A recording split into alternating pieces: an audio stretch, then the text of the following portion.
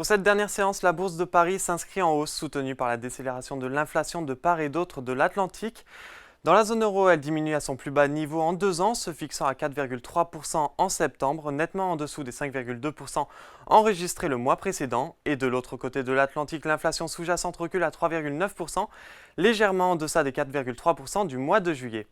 Bref, l'indice parisien prenait plus de 1,10% peu avant 16 heures, mais termine la séance sur une hausse de 0,26% vers les 7135 points dans des volumes d'échange de 3,5 milliards d'euros à la clôture. Toujours sur le CAC 40, les analyses de Bank of America passent à surpondérer sur le luxe en Europe. Cela profite bien évidemment à LVMH qui prend 1,81%, tout comme L'Oréal en hausse de 1,10%.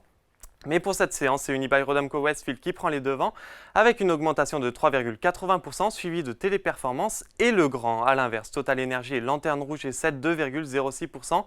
On retrouve également Safran et AXA en territoire négatif. Sur le SBF 120, Trigano se démarque avec une hausse de 8,90%. Le fabricant de camping-car a annoncé hier un chiffre d'affaires pour le quatrième trimestre en hausse de 13,2% par rapport à l'année précédente. Juste derrière, Orpea est très bien orienté, tout comme Virbac et Ubisoft.